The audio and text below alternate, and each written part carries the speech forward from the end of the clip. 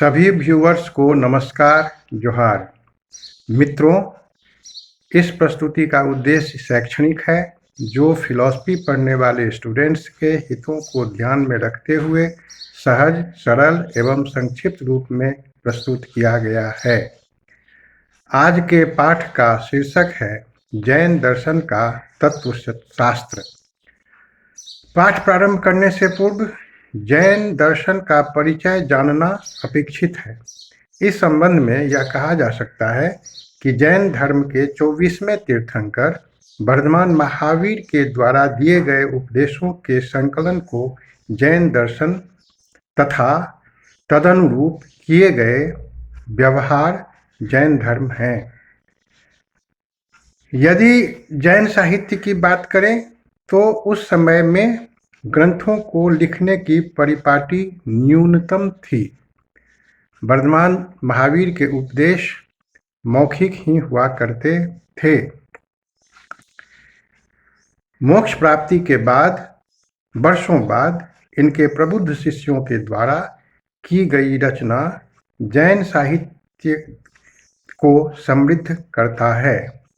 इनमें से आचार्य उमास्वाती का तत्वार्थाधिगम सूत्र, सिद्धसेन दिवाकर का न्यायावतार, हरिभद्र का षड्दर्शन समुच्चय, कुंदाचार्य का पंचास्तिकाय सार आदि इस दर्शन का मानक साहित्य है।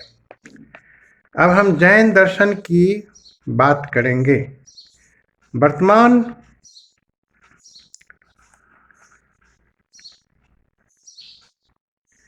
प्रयोग के अनुसार तत्वशास्त्र दर्शन की वह शाखा है जो विश्व के मूल तत्व की व्याख्या करता है। मूल तत्व को चरम तत्व या परमार्थिक सत्ता, अल्टीमेट रियलिटी भी कहते हैं। तत्वशास्त्र की मुख्य समस्या यह व्याख्या करना है कि परम तत्व क्या है, उसकी सत्ता वास्तविक है या अवास्तविक, इसकी संख्या क्या है, एक है, दो है अथवा अनेक है। जैन दार्शनिक इन सारे प्रश्नों का उत्तर स्पष्ट करते हैं। जैन साहित्य का तत्वशास्त्र वास्तववादी, रियलिस्टिक, सापेक्षतावादी, रिलेटिविस्टिक, अनेकतावादी, प्लूरलिस्टिक है। इसे जैन दर्शन का अनेकांतवाद भी कहते हैं। जैन के मतानुसार इस लोक में अनेक वस्तुएं हैं तथा इनमें से प्रत्येक वस्तु के अनंत धर्म अर्थात गुण, एट्रीब्यूट्स हैं।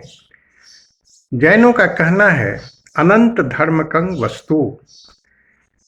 अनेक गुणों में से कुछ गुण शाश्वत अथवा अस्थायी हैं तो कुछ गुण अशाश्वत अर्थात अस्थायी हैं। जैनियों के अनुसार अस्थायी गुण वे हैं जो वस्तुओं में निरंतर विद्यमान रहते हैं। इसमें वस्तु का स्वरूप निर्धारित होता है, इसलिए इसे वस्तु का आवश्यक गुण भी कहा जाता है। जैसे मनुष्य का आवश्यक गुण चेतना है, अस्थायी गुण निरंतर परिवर्तित होने वाला गुण है।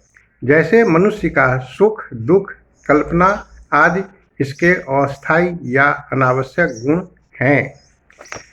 जैन दर्शन में आवश्यक गुणों को जो वस्तु का स्वरूप निश्चित करता है गुण कहते हैं तथा अनावश्यक गुण को पर्याय कहते हैं।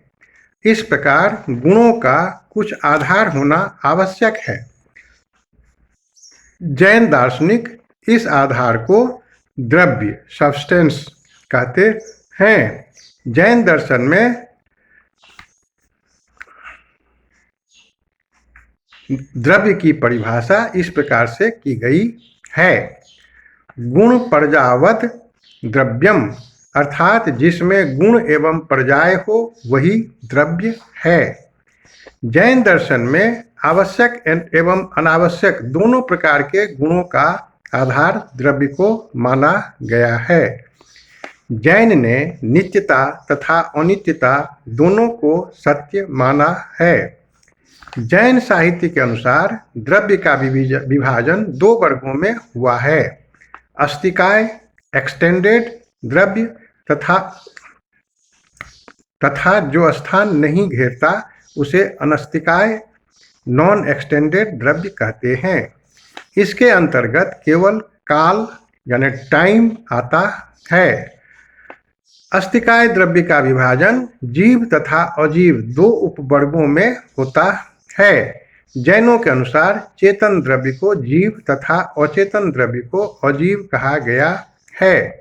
जिस सत्ता को अन्य भारतीय दर्शनों में साधारणतः आत्मा या सोल कहा गया, उसी को जैन दर्शन में जीव लिविंग की संज्ञा दी गई है। जैन दर्शन के अनुसार अजीव तत्व चार प्रकार के होते हैं, धर्म, अधर्म, पुद्गल तथा आकाश। गति मोशन के लिए जिस सहायक वस्तु की आवश्यकता होती है उसे धर्म कहते हैं। जैसे मछली जल में तैरती है तो जल यहाँ पर धर्म है क्योंकि तैरने में वह सहायक है। अधर्म धर्म का प्रतिलोम है। किसी वस्तु को स्थिर रखने में जो सहायक होता है उसे अधर्म कहते हैं।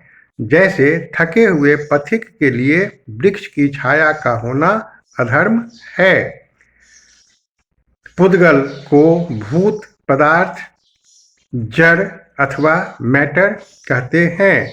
जैन दर्शन के अनुसार जिसका संयोजन एवं वियोजन हो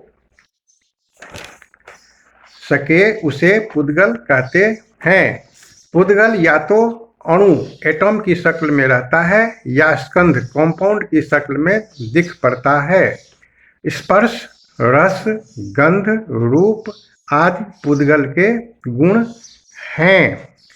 अस्तिकाय द्रव्य को आश्रय देने वाले को आकाश स्पेस कहते हैं। आकाश ही विस्तार युक्त द्रव्य को स्थान देता है। काल टाइम अनस्तिकाय है क्योंकि यह स्थान नहीं घेरता। द्रव्यों के परिणाम और क्रियाशीलता मॉडिफिकेशन एंड मूवमेंट की व्याख्या काल के द्वारा की जाती है। काल दो प्रकार का होता है, परमार्थिक काल तथा व्यावहारिक काल। परमार्थिक काल नित्य तथा अमूर्त होता है। व्यावहारिक काल के अंतर्गत क्षण, प्रहर, घंटा, मिनट, सेकेंड आदि आते हैं। इस प्रकार जैन के तत्व विद्या का अध्ययन हम लोग करते हैं। आपके पुस्तक में एक चार्ट के माध्यम से इसको दर्शाया गया है और चार्ट के माध्यम से जब आप इसको देखेंगे तो ये आपको और आसान होगा। इस प्रकार से आप अपनी परीक्षा की तैयारी करें। अभी चूंकि कोरोना वायरस के चलते संपूर्ण देश में लॉकडाउन है, ऐसी स्थिति में घर पर रहें, नियमों का पालन करें, सुरक्षित रहें। समस्या आने पर पुस्तकों की सहायता लें अथवा दूरभाष के माध्यम से हमसे संपर्क कर आप अपनी समस्या का निदान करें और अपनी परीक्षा में बैठें, तैयारी करें। इसी मंगल कामना के साथ धन्यवाद।